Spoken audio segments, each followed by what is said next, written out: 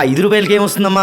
రూ. 5తో శాస్త్రీ బామ్ కొత్త ప్యాక్ వస్తుంది. జలుబు, తలనొప్పి, ఒళ్ళనొప్పులు అన్నిటికీ రిలీఫ్ ఇస్తుంది. పవర్ కార్మికుల సమస్య తీర్చాలని ఎటో ఆందోళన చేస్తున్న పరిస్థితి, రిలే నిరాహార దీక్షలు చేస్తున్న పరిస్థితి, ఇక్కడికి రాష్ట్ర నాయకత్వం కూడా వచ్చిన పరిస్థితి.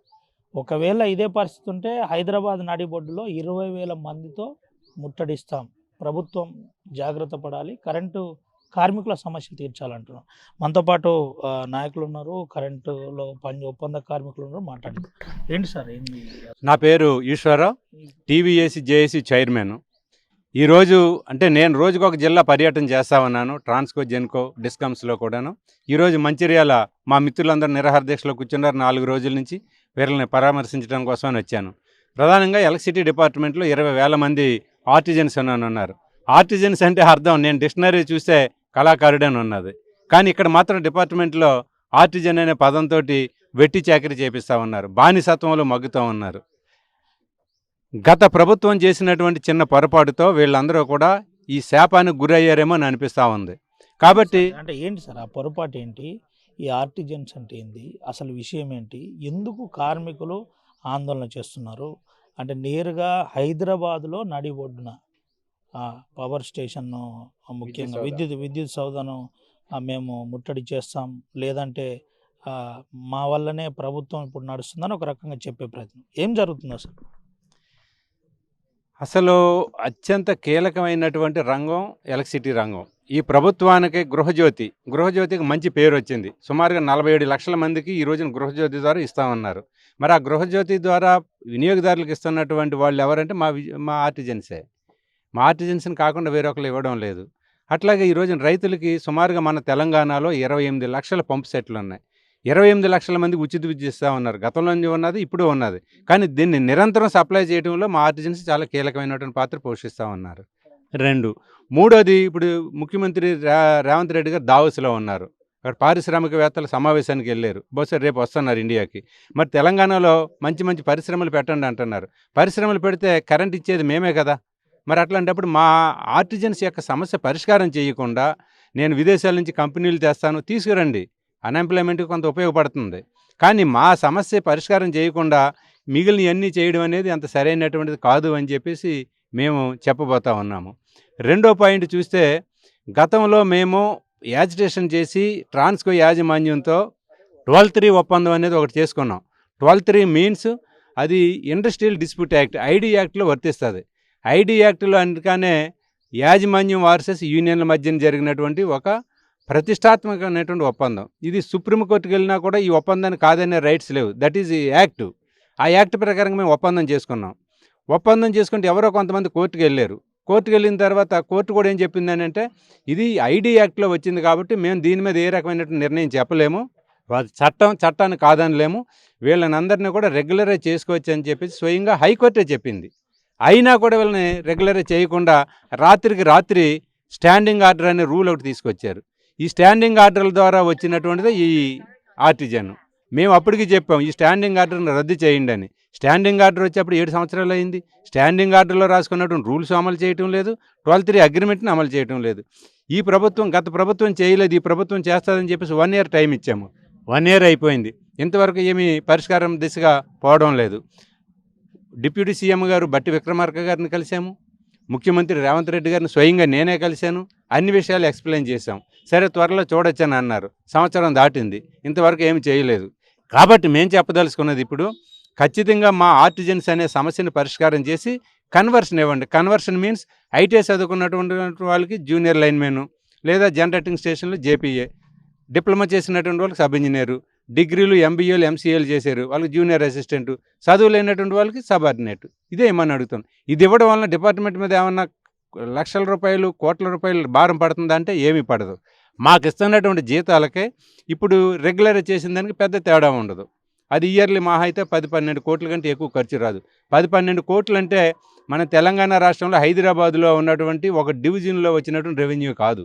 మరి అట్లాంటప్పుడు ఎందుకు చేయడం లేదు? మా ప్రశ్న ఇది. ఒకటే, కోర్టు జడ్జిమెంట్ని అమలు చేయటం లేదు. 2 వెట్టి చాకరీ చేపిస్తా ఉన్నారు. ఇంతకు ముందే ఒక మిత్రుడు మాట్లాడాడు, తండ్రి చనిపోయినా కూడా శవాన్ని దగ్గరికి రావడానికి ఉదయం చనిపోయాడని తెలిస్తే రాత్రి 9 గంటలకు బయటకు వదిలేరు సబ్ స్టేషన్ నుంచి. ఆ కార్మికుడు కనుక నా తండ్రే ముఖ్యం అనుకుంటే సబ్స్టేషన్ వదిలేసి వస్తే సబ్స్టేషన్ ట్రిప్ అవుతుంది. అనేక మంది రైతులకి, ప్రజలకి, గ్రామాల కరెంట్ ఉండదు. కానీ ఒక బాధ్యత కలిగినటువంటి ప్లేస్లో ఉన్నాడు కాబట్టి తండ్రి చనిపోయాడని తెలిసినా కూడా సబ్స్టేషన్ నుంచి బయటికి రాలేదు. అది కదా బాధ్యత అంటేను.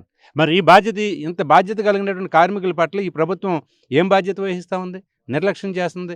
వెట్టి చాకరీ, దోపిడీ ఇవన్నింటినీ ఎదుర్కోవడానికి మా జాయింట్ యాక్షన్ కమిటీ పోరాటంలో దిగింది. 4వ రోజు ఈరోజు, రేపటికి 5వ రోజు. తర్వాత ప్రతి ఉమ్మడి జిల్లాల ప్రాతిపదిక మీద మేము బస్సు యాత్ర చేయబోతున్నాం. మా కార్మికులందరినీ కూడా చైతన్యవంతులను చేస్తాము. 20వ తారీఖున, ఫిబ్రవరి 20వ తారీఖున చెలో విద్యుత్ సౌదా ఇస్తున్నాం. హైదరాబాద్కి అత్యంత కీలకమైనటువంటి ప్లేసు ఖైరతాబాద్ చౌరస్తా విద్యుత్ సౌదా. ఆ విద్యుత్ సౌదాని ముట్టడించబోతా ఉన్నాం. ఆ ముట్టడించబోయే సందర్భంలో జరగబోయే పరిణామాలకి ప్రభుత్వాన్ని, యాజమాన్యందే బాధ్యత. అయినా కూడా సమస్య పరిష్కారం చేయను, నేను ఉద్యమాన్ని అణిచివేస్తాను, నాకు పోలీసు వ్యవస్థ ఉంది, రకరకాల పద్ధతులను అణిచివేస్తానని ప్రయత్నం చేస్తే కరెక్ట్గా సమ్మర్ అనేది ఏంటనేది మనందరికీ తెలుసు. కరెంట్ ఇప్పుడు చలికాలంలోనే కరెంట్ లేకపోతే ఉండలేకపోతున్నాం. ఏప్రిల్, మే నెలల్లో కరెంట్ లేకపోతే పరిస్థితి ఏంటనేది మీ అందరికీ తెలుసు. ప్రత్యేకించి దానికోసం ఎక్స్ప్లెయిన్ చేయక్కర్లేదు. ఆ టైంలో ఖచ్చితంగా సమ్మె నోటీస్ ఇస్తాము. చట్ట ప్రకారంగా సమ్మె కూడా చేస్తాము. బయట వాళ్ళని రిక్రూట్మెంట్ చేయడం కోసం ప్రయత్నం చేస్తుంది. చేయండి మీరు. మన రాష్ట్రంలో 1,85,00,000 మంది వినియోగదారులు ఉన్నారు, అంటే సర్వీసులు. ఉద్యోగులు 52,000 మంది ఉన్నారు. దాంట్లో 16,000 మంది ఇంజనీర్సే ఉన్నారు, 20,000 మంది ఆర్టిజన్స్ ఉన్నారు. మిగిలిన ఓఎండ్ఎం స్టాఫ్ అంతా పోతే 10-12,000 లేరు. వీళ్ళతోటి ఈ రాష్ట్రాన్ని నడిపించడం అనేది చాలా కష్టం. కాబట్టి మీరు రిక్రూట్మెంట్ చేయండి. వాస్తవానికి మన తెలంగాణలో ఉన్నటువంటి ఈ 1,85,00,000 మందికి కావాల్సినటువంటి సిబ్బంది 85,000 మంది ఉద్యోగులు ఉన్నారు. ఇప్పుడు 52,000 ఉన్నారు, అంటే -32,000 రికవర్ ఉంది. కాబట్టి మా కన్వర్షన్ చేయండి, మా ఆర్టిజన్స్ని కన్వర్షన్ చేసిన తర్వాత మీరు 10,000, 20,000 రిక్రూట్ చేయండి. మమ్మల్ని కాదని రిక్రూట్మెంట్ చేస్తే కనుక ఖచ్చితంగా రిక్రూట్మెంట్ని కూడా అడ్డుకుంటాం. దాంట్లో ఏ రకమైనటువంటి డౌట్ లేదు. ఆ తర్వాత వచ్చే పరిణామాలు ఏమున్నా మేము ఎదుర్కోవడానికి సిద్ధంగా ఉన్నాం. మాకు బయట ఉన్నటువంటి అనేక మంది trade unions, political leaders support కూడా ఇస్తానంటున్నారు. ప్రభుత్వం కనుక ఖచ్చితంగా మాకు అన్యాయం చేయడానికి, మమ్మల్ని అణిచివేయడానికి ప్రయత్నం చేస్తే ఖచ్చితంగా పొలిటికల్ పార్టీల యొక్క సహకారం తీసుకుంటాము. ఈ రాష్ట్రంలో ఉన్నటువంటి ట్రేడ్ యూనియన్స్, మహిళా సంఘాలు, యూత్ ఆర్గనైజేషన్స్ యొక్క సహకారం తీసుకుంటాము. మా కార్మికులందరూ ఇంటింటికి రోజు తిరుగుతారు. మేము ఒక కరపత్రం వేసి ఎలక్ట్రిసిటీ డిపార్ట్మెంట్లో ఈ రకమైన దోపిడీ జరుగుతుంది, అన్యాయం జరుగుతూ ఉంది, దీనికి మీ సహకారం కావాలంటే ప్రజలు కూడా స్వచ్ఛందంగా రోడ్ల మీదకి వస్తారు. ఆ రకంగా మాకు సహకారం కూడా వస్తుందని చెప్పి ఆశిస్తూ ఉన్నాము. ఖచ్చితంగా ముఖ్యమంత్రి గారు దావోస్ నుంచి వచ్చిన వెంటనే ఫస్ట్ ఎజెండా మా ఎలక్ట్రిసిటీ ఉద్యోగుల యొక్క కన్వర్షన్ కోసం ఎజెండా పెట్టి చర్చించి ఆ రకంగా న్యాయం చేస్తారని చెప్పి ఆశిస్తా ఉన్నాం. ఏంటి సార్, అంటే ఒకటేసారి విద్యుత్ శాఖలో అవినీతి జరుగుతుందని పాంప్లెంట్లు ఇస్తాం, మాకు న్యాయం జరగకుండా అంటారు. నిజంగానే కరెంట్లో ఈ పరిస్థితి ఉందా? యాక్చువల్గా గత ప్రభుత్వంలో ఉన్నప్పుడు ఛత్తీస్గఢ్ నుంచి కరెంటు కొన్నప్పుడు వేల కోట్ల రూపాయలు అవినీతి జరిగిందనేది జరుగుతూ ఉంది. ఇప్పుడు నేను అవినీతి జరిగిందా లేదా అనేది నేను చెప్పలేను, చెప్పకూడదు కూడా. ఎందుకంటే ఆల్రెడీ ఎంక్వైరీ కమిటీ నడుస్తూ ఉంది. ఒక రిటైర్డ్ జడ్జి గారు ఎంక్వైరీ చేస్తూ ఉన్నారు. ఆ ఎంక్వైరీలో ఉన్నప్పుడు నేను ఆ రకమైనటువంటి కామెంట్ చేయటం మంచిదిగా ఉండదు. సో ఎంక్వైరీ కమిటీ రిపోర్ట్ వచ్చిన తర్వాత ఎంక్వైరీ కమిటీ రిపోర్ట్ బట్టి మా యూనియన్లు కూడా యాక్షన్ తీసుకుంటాయి. నిజంగా అవినీతి జరిగిందనేది పురి అయితే కనుక దానికి బాధ్యుల మీద ఖచ్చితంగా ఇప్పటి ప్రభుత్వం కూడా అదే పాలసీ ఫాలో అవుతుందా లేకపోతే ఏంటి అసలు? అంటే గతంలో ఛత్తీస్గఢ్ నుంచి కొన్న కరెంట్ని ఇప్పుడు కూడా మనం తీసుకోవాల్సి వస్తుంది. ఎందుకంటే మన రాష్ట్రంలో ఇప్పుడు ప్రజెంట్ స్టిల్ నౌ టుడే 13,000 మెగావాట్లు కరెంట్ కావాలి మనకి. ఇండస్ట్రీస్ కావచ్చు, వ్యవసాయానికి కావచ్చు, దేనికైనా 13,000 మెగావాట్లు కావాలి. మనకు ఉత్పత్తి అయ్యేది 6,700 మెగావాట్లు. మన తెలంగాణ రాష్ట్రంలో కేటీపీఎస్, కేటీపీపీ, నాగార్జున సాగర్, శ్రీశైలం, ఇంకా విండ్ పవర్ ఇవన్నీ కలుపుకుంటే కనుక 6,700 మెగావాట్లు మాత్రమే మనకు ఉత్పత్తి అవుతూ ఉంది. మిగిలిన రిమైనింగ్ 13,000 మెగావాట్లో రిమైనింగ్ అంతా బయట నుంచి కొంటున్నటువంటి కరెంట్ గతంలో ప్రభుత్వం చేసుకున్నటువంటి అగ్రిమెంట్లో కొనసాగుతూ ఉన్నాయి. కొత్తగా అగ్రిమెంట్లు చేసుకోవట్లేదు. అగ్రిమెంట్లు ఒకసారి చేసుకున్నాం కాబట్టి దాన్ని అమలు చేయాలి. మళ్ళీ అగ్రిమెంట్లు పీరియడ్ అయిపోతే ఈ ప్రభుత్వం మరి అంతకంటే తక్కువ ధర కొంటుందా, ఎక్కువ ధర కొంటుందో తెలియదు. కానీ ఒకటి మాత్రం చెప్పగలుగుతాం, పవర్ పర్చేస్ అగ్రిమెంట్ అనేది ఇయర్లీ చేసుకుంటారు. కానీ హైడెల్ నుంచి వచ్చే కరెంటు కొంటే తక్కువ రేటుకు వస్తుంది. హైడెల్ అంటే వాటర్ నుంచి ఉత్పత్తి అయ్యే కరెంటుని. అదే థర్మల్ అయితే కనుక రేట్ ఎక్కువైతుంది. యూనిట్ 12 రూపాయలు, 13 రూపాయలు పెట్టుకోవాలి థర్మల్ అయితే. హైడెల్ అయితే మనకు 2-3 రూపాయలుగా హైడెల్ వస్తుంది. కాబట్టి హైడెల్ నుంచి వచ్చే ప్రభుత్వ కరెంటు అంటే హిమాచల్ ప్రదేశ్ ఆ ప్రాంతం నుంచి వస్తే మనకు సప్లై కరెంటు తక్కువ ధరకు వస్తుంది. మరి గవర్నమెంట్ ఛత్తీస్గఢ్ తోటి చేసుకున్నటువంటి ఒప్పందం కొనసాగుతుంది కాబట్టి దాని మీద ఇప్పుడు అగ్రిమెంట్ రద్దు చేసుకున్నా కట్టాల్సిందే, తెచ్చుకున్నా కట్టాల్సిందే, రద్దు చేసుకున్నా కట్టాల్సిందే. కాబట్టి ఉన్న అగ్రిమెంట్ను కొనసాగిస్తుంది. రాబోయే రోజుల్లో ఈ ప్రభుత్వం ఏ రకమైనటువంటి యాక్షన్ తీసుకుంటుందని వేచి చూడాలి. చివరికి ఒక విషయం చెప్పండి సార్, ఒప్పంద కార్మికులకు రెగ్యులరైజ్ చేస్తే అందరు రెగ్యులరైజ్ అడుగుతున్నారు. ఒకవేళ ఈ పవర్ సిస్టంలో ఇటువంటి ఒకవేళ రెగ్యులర్ చేస్తే నడిపించే పరిస్థితి ఉంటుందా? అధిక భారం ఏమన్నా ప్రభుత్వం మీద పడుతుందా? ప్రభుత్వం మీద పడుతుందనే రెగ్యులర్ చేయట్లేదని కొంతమంది అంటారు. ఇప్పుడు మొన్న జీవో నెంబర్ 16 చెల్లదు అని చెప్పేసి హైకోర్టు జడ్జిమెంట్ ఇచ్చింది. అది సర్వీస్ సెక్టార్లో ఉన్నటువంటి వాళ్ళు ఉపయోగపడుద్ది. Power sector this is not a service sector, this is industry. ఇక్కడ ఉత్పత్తి ఉంటుంది, సప్లై ఉంటుంది, డిమాండ్ ఉంటుంది. కాబట్టి దానికి అనుగుణంగానే ఉంటుంది. ఇండస్ట్రీస్కి అనేది నేను ఇంతకు ముందే చెప్పాను, ID act, industrial dispute act మాత్రమే ఈ ఇండస్ట్రీకి వచ్చేస్తాయి. ఇక్కడే not only electricity, every production, private కంపెనీలు కానీ ఉత్పత్తి చేసే ప్రతి government are BDL, BEL, ECIL ఇవన్నీ కూడా పవర్ ఉత్పత్తి రంగం. ప్రైవేట్లో కూడా అంతే ఉంటుంది. కాబట్టి ఇక్కడ సర్వీస్ సెక్టార్ కాదు కాబట్టి ఉత్పత్తి రంగానికే ఖచ్చితంగా రెగ్యులరైజ్ చేసుకునే రైట్స్ ఉన్నాయి. ఒకటి. రెండోది, పవర్ సెక్టర్ నష్టాల్లో ఉందనేది మీ ప్రశ్నలో వచ్చింది. ఇటువంటి అప్పుడు చేయడం కష్టంగా ఉంటుంది కదా. పవర్ సెక్టర్ నష్టాలు ఎందుకు వచ్చినాయి? పాత గవర్నమెంట్ పోయి కొత్త గవర్నమెంట్కి హ్యాండ్ ఓవర్ చేసేసరికి 86,567 కోట్ల నష్టాల్లో ఉందనేది అంచనా తీసింది. Right are wrong I don't know, but government report పెట్టింది కాబట్టి మనం రైట్ అని అనుకోవాలి. మరి 86,000 కోట్ల రూపాయల నష్టాలు ఎందుకు వచ్చినాయి? ఉద్యోగుల జీతాలు పెంచడం వలన వచ్చినాయా అంటే కాదు. వీళ్ళకి వచ్చేది మొత్తం వచ్చే రెవెన్యూలో 5.5% కూడా లేదు వీళ్ళకి ఇచ్చే జీతాలు. అంటే 100లోని 5.5% కూడా లేదంటే 94.5% రెవెన్యూ వస్తుంది. మరి ఆ డబ్బులన్నీ ఇటుపోతున్నాయి. ఇది నెంబర్ 1. నెంబర్ 2, 28 లక్షల మందికి ఉచిత విద్యుత్ ఇస్తామన్నారు రైతులకి. ఇవ్వండి, అన్నదాతకి ఖచ్చితంగా ఉచిత విద్యుత్ ఇవ్వాలి. కానీ అన్నదాతకి మేము ఉచిత విద్యుత్ కొనసాగిస్తామని చెప్పి అధికారంలోకి వచ్చారు కదా ప్రభుత్వం, మరి ఆ డబ్బులన్నీ రీఎంబర్ చేయాలి కదా మా డిపార్ట్మెంట్కి. అది చేయకుండా డిపార్ట్మెంట్ని అప్పుల పాలు కండి, మీ ఆస్తులు తాకట్టు పెట్టుకోండి, నేను మాత్రం మీ పేరు చెప్పుకుని అధికారంలోకి వస్తానని చెప్పేసి గత ప్రభుత్వం చెప్పింది, ఈ ప్రభుత్వం చెప్పింది. That is not correct. రెండో పాయింట్, గృహజ్యోతి. అంటే తెల్ల రేషన్ కార్డులు ఉన్నటువంటి వాళ్ళందరికీ గృహజ్యోతి ఇస్తానన్నారు. ఇవ్వండి, పేదలకు ఇవ్వండి. కానీ ఇప్పటికి 47 లక్షల మందికి గృహజ్యోతి ద్వారా వస్తుంది. మంత్లీ కనీసం ఒక 10 కోట్లు 20 కోట్లు ఖర్చు వస్తుంది. మరి ఆ 10-20 కోట్లు మా డిపార్ట్మెంట్కి జమ చేయాలి కదా. అంటే 12 నెలలు సంవత్సరానికి, నెలకు 10 కోట్లైనా సంవత్సరానికి 12 పదులు 120-140 కోట్లు. ప్రతి సంవత్సరం మాకు 140 కోట్లు 150 కోట్లు జమ చేయాలి కదా. అక్కడ వచ్చే రైతులకి ఇచ్చే ఉచిత విద్యుత్ ద్వారా ఇచ్చే అమౌంట్ని, గృహజ్యోతి ద్వారా ఇచ్చే అమౌంట్ని ఇస్తే మా డిపార్ట్మెంట్ 86,000 కోట్లు లాభాల్లో ఉంటుంది. అర్థమైంది కదా. మరి నష్టాలు వచ్చింది నా పేరు మీద మా కార్మికులను ఎండగట్టి మా కార్మికులను రెగ్యులరైజ్ చేయకుండా గృహజ్యోతి పైసలు ఏది జమ కాలే, అసలు జమ చేశారు. సమ్ అమౌంట్ ఎంత జమ చేశారని కొద్దిగా జమ చేశారు, రిలీజ్ చేశారు. ఎందుకంటే వచ్చిన వెంటనే ఇవ్వకపోతే మళ్ళీ ఆ ప్రభుత్వానికి ఈ ప్రభుత్వం తేడా లేదని అనుకోకుండా ఉండడం కోసం కొంత జమ చేస్తారు. ఎవరైనా అంతే కదా. పాత ముఖ్యమంత్రిపై కొత్త ముఖ్యమంత్రి వచ్చాడంటే కొంత వెరైటీ కనిపించాలి. వెరైటీగా కొంత జమ చేశారు. ఇది నిరంతరం జమ చేస్తారా లేదా మొదటి దశ ఆపేస్తారని వేసి చూడాలి. ఏమైనా ఏ ప్రభుత్వం వచ్చినా ఎలక్ట్రిసిటీ డిపార్ట్మెంట్ని వాడుకుంటున్నారు. వాడుకోవడం, అధికారంలోకి రావడం, అధికారం పోయిన వెంటనే పక్కవాడి మీద నెట్టేయడం. మేం చెప్పదలుచుకున్నది ఖచ్చితంగా మా డిపార్ట్మెంట్కి చెల్లించాల్సినటువంటి, ఇప్పుడు ఎగ్జాంపుల్ ప్రభుత్వ ఆఫీసులు ఉన్నాయి. ప్రభుత్వ ఆఫీసులే మాకు బహుశా 300-400 కోట్ల రూపాయలు చెల్లించాలి. రాష్ట్రంలో ఉన్నటువంటి హైదరాబాదు వాటర్ వర్క్స్ లేదా రెవెన్యూ డిపార్ట్మెంట్లు, పోలీస్ డిపార్ట్మెంట్లు, ఈ ప్రభుత్వ రంగ ఆఫీసులు అన్నింటిలో చూస్తే సుమారు 350-400 కోట్లు చెల్లించాలి. ఏ ప్రభుత్వం చెల్లించలేదు. మరి దాన్ని గవర్నమెంట్ ఇస్తే మాకు రెవెన్యూ వస్తుంది కదా. మా ఉద్యోగులకి ఇప్పుడు 6వ తారీఖు 7వ తారీఖున జీతాలు ఇస్తామన్నారు. గతంలో 1వ తారీఖున జీతాలు వచ్చేవి. ఇప్పుడు 6-7 తారీఖులకు వెళ్ళవలసి వచ్చిన కారణం ఏంటి?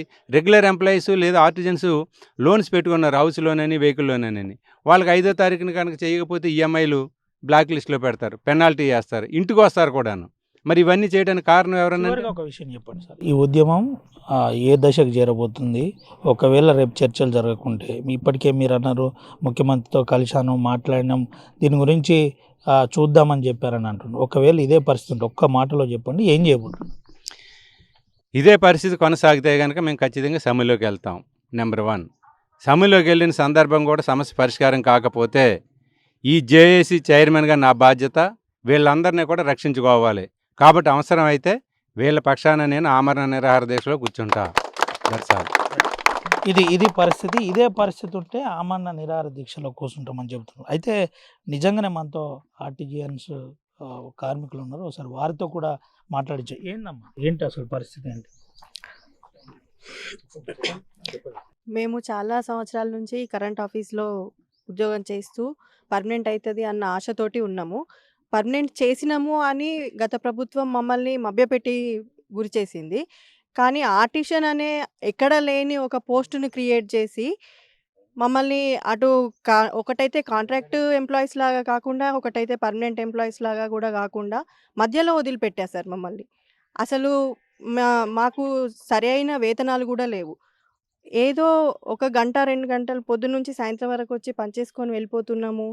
నడుస్తుంది అని రెగ్యులర్‌గా ఉండే ఎంప్లాయీస్‌కి ఇచ్చే వేతనాలలో కనీసం చెప్పాలంటే వాళ్ళ డీఏ, హెచ్ఆర్ఏ ఉన్నంత కూడా మాకు బేసిక్ పే లేదు. కానీ నలుగురు చేసే పనిని కూడా మా ఒక్కరితోటే చేపిస్తున్నారు. దాన్ని కూడా మేము ఇబ్బందిగా బాధపడకుండా, సరే మేము సంస్థ కోసం కష్టపడతాము, పని నేర్చుకుంటాము, పని చేస్తాము అని మేము ముందుకు పోతున్నాము. కానీ ఇన్ని సంవత్సరాలు గడిచినా గానీ ఏ ఒక్కరు కూడా మమ్మల్ని గుర్తిస్తలేరు. ఈ ఆర్టిషన్ అనే ఒక సెపరేట్ పోస్ట్ క్రియేట్ చేసి, ఎక్కడ లేని రూల్స్ పెట్టి, ఒకటే సంస్థలో 2 రూల్స్ ఏ విధంగా కరెక్ట్‌గా ఉంటాయి అవి?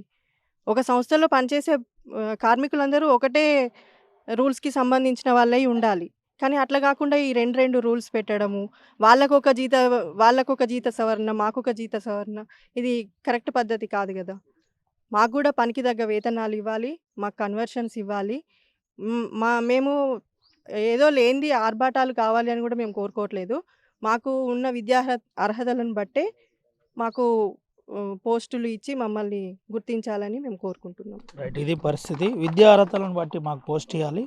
ఆర్టిజన్స్ అనే ఒక పోస్ట్‌ను క్రియేట్ చేసి ఎటు కాకుండా చేశారు. ఇటు కాదు, అటు కాదు. అంటే ఇటు కాంట్రాక్ట్ బేస్ కాదు, అటు రెగ్యులర్ కాకుండా అసలు ఏంటో మా పరిస్థితి తెలియని పరిస్థితి ఉందని చెబుతున్న పరిస్థితి. అయితే ఇంతకుముందే ఒక కార్మికుడు మాట్లాడుతూ కనీసం మా నాన్న చనిపోయినప్పుడు కూడా మాకు ఇటు కనీసం పర్మిషన్ లేదు, వచ్చే పరిస్థితి. ఏం జరిగిందన్న? భావోద్వేగానికి గురైన పరిస్థితి. భావోద్వేగం కరెంట్లో ఏం జరుగుతుందంటే, మేము జాయిన్ అయినప్పుడు కాంట్రాక్ట్ బేసిక్ విధానంలో నలుగురం ఆపరేటర్ల ఒక వాచ్మెన్ ఉండేదన్న. అప్పుడు కాంట్రాక్ట్ విధానం 1000-1500 జీతం ఇచ్చేది, అప్పుడు అట్లా ఉండేది. ఆ తర్వాత వస్తూ 6000 అయింది, 6000 నుంచి 7000 అయింది. 2017లో కేసీఆర్ ప్రభుత్వంలో రెగ్యులర్ సమ్మె చేస్తే రెగ్యులర్ నోటీసు రెగ్యులర్ చేస్తామని ఆర్డర్ కాపీ రాత్రే ఇచ్చారు మాకు, ఏదో బేసిక్ ప్లే పెట్టి. అదే ఆర్టిజన్ అనే పదం పెట్టి. అప్పటి నుంచి ఇప్పటిదాకా సబ్ స్టేషన్లు ఎక్కువ అయినాయి మాకు. అప్పుడు జిల్లాలో 6-7 సబ్ స్టేషన్లు, ఇప్పుడు 10-20 అయినాయి. పోస్టులు లేవు. మొత్తం ఆపరేటర్లు ఉన్న ఆపరేటర్లను నలుగురిని తీసి ఒక్కొక్కరిని చేశారు. సబ్ స్టేషన్కి ఒకటే ఆపరేటర్ డ్యూటీ చేస్తే 2 అన్మ్యాన్స్ అని వాళ్ళని కాంట్రాక్ట్ బేసిక్ కింద తీసుకున్న వాళ్ళని పెట్టిండ్రు. ఇప్పుడు మళ్ళీ మేమేదన్నా ప్రాబ్లం వచ్చి మా తండ్రి చనిపోతే నేను ఆలుగా మా విలేజ్లో చేసేది సబ్ స్టేషన్లో. అప్పుడు వర్షాకాలం పరిస్థితి ఏంటంటే వాగు వాడుతుంది, బ్రిడ్జి లేదు అక్కడ, తుంతుంగ వాగు. ఆ వాగు దాటి రావాలంటే మధ్యాహ్నం వెళ్ళాలి కానీ నైట్ వెళ్ళరాదు. అయితే నేను పోతాను, నేనంటే ఇవాళ మీకు హాలిడే సార్కి ఇట్లా మా ఫాదర్ చనిపోయిండు తెలిసింది, వార్త వచ్చింది, నేను పోవాలంటే సరే పొయ్యో నీకు అరేంజ్మెంట్ చేస్తాం అన్మేన్ అని అన్నారు. ఆ తర్వాత 1 గంట, 2 గంటలు, 3 గంటలు, 4 గంటలకు, 5 గంటలకు అన్మేన్ వచ్చిండు డ్యూటీలకు. వచ్చిన తర్వాత 7 గంటలకు నేను రాత్రి 9:30కి ఇంటికి వచ్చిన. అంటే పరిస్థితి ఎట్లున్నది అంటే, ఏడికి పోతాము, ఏం చేస్తాము, ఉద్యోగాన్ని ఇంటికి వస్తామా, ఇంటికి రామా, కరెక్ట్ ఉద్యోగంలో ఉండగలుగుతామా, ఏం చేస్తామనే పరిస్థితి లేదు మాకు. కరెక్టు వేతనం లేదు, మా పోస్ట్ ఏంటిది అనేది మాకే అది లేదు, చెప్పుకోవడానికి కూడా మా పరిస్థితి ఇట్లున్నది. అందుకనే ఈ నిరాహార దీక్ష పూనుకున్నాం. ఇప్పటికైనా ఈ ప్రభుత్వం మమ్మల్ని ఆచరణలో పెట్టి మమ్మల్ని రెగ్యులర్ చేసి మాకు కనీస వేతనం ఇచ్చి మమ్మల్ని అందరినీ కన్వర్షన్ చేయాలని కోరుకుంటూ ప్రాధేయపడుతున్నాం. సార్ ఒక మాటలో చెప్పండి. ఫస్ట్ మాకు పర్మనెంట్ చేస్తామని చెప్పి అన్నారు సార్. పర్మనెంట్ చేస్తాం, అందరి పర్మనెంట్ అయిపోతుంది అని చెప్పి అన్నారు. ఏదో మళ్ళీ నైట్ పర్మనెంట్ అని చెప్పి ఆర్టిసన్స్ అని కొత్తగా పెట్టింది సార్. ఆర్టిసన్స్ అని కొత్తగా పెట్టి గ్రేడ్ 1, గ్రేడ్ 2, గ్రేడ్ 3, గ్రేడ్ 4 అని చెప్పి 4 రకాలుగా చేశారు సార్. దాని తర్వాత కోర్టులో కేసు ఉంది అని చెప్పి ఆపారు. దాన్ని మళ్ళీ ఆర్టిసన్స్గా చేసిన తర్వాత అదే కంటిన్యూ అవుతూ వస్తుంది సార్. 2017లో అదే కంటిన్యూ అవుతుంది. తర్వాత మాకు కన్వర్షన్ కావాలని చెప్పి కోరుకుంటున్నాను సార్. ఇది పరిస్థితి. కన్వర్షన్ కావాలి, లేకపోతే ఆందోళనను తీవ్రతరం చేస్తామని చెబుతున్న పరిస్థితి. రాష్ట్ర జేఏసీ నాయకుడు అయితే చాలా స్పష్టంగా ఒక విషయం చెబుతున్నారు. ఇదే పరిస్థితి ఉంటే రాష్ట్ర వ్యాప్తంగా 20,000 మంది కార్మికులతో హైదరాబాద్ను ముట్టడిస్తాం. ముఖ్యంగా ప్రభుత్వం దీనిపై వెంటనే స్పందించాలని చెబుతున్న పరిస్థితి. ప్రధానంగా మా వల్లనే ప్రభుత్వాలు నడుస్తున్నాయి, ప్రభుత్వ పథకాలను పక్కాగా ఇంప్లిమెంట్ చేస్తున్నామని చెబుతున్న పరిస్థితి కనబడుతుంది. వెంటనే మా విద్యా అర్హతకు సంబంధించిన ఉద్యోగాలు మాకు ఇచ్చే విధంగా చూడాలి, ఇటు మాకు న్యాయం చేయాలని చెబుతున్న పరిస్థితి కనబడుతుంది. ఎవరు సుమంతరావు, అవినాయక్, RTV, ఆదిలాబాద్. మరిన్ని వీడియోస్ కోసం ఛానల్ సబ్స్క్రైబ్ చేయండి. లేటెస్ట్ అప్డేట్స్ కోసం వాట్సాప్ ఛానల్ ఫాలో అవ్వండి. అండ్ లింక్ డిస్క్రిప్షన్ లో ఉంది.